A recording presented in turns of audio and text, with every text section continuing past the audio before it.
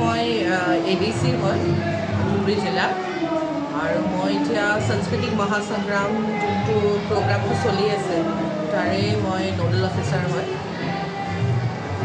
আজি আমি আলমগঞ্জ জিপিত যোনটো অৰ্গেনাইজ কৰিছে আমাৰ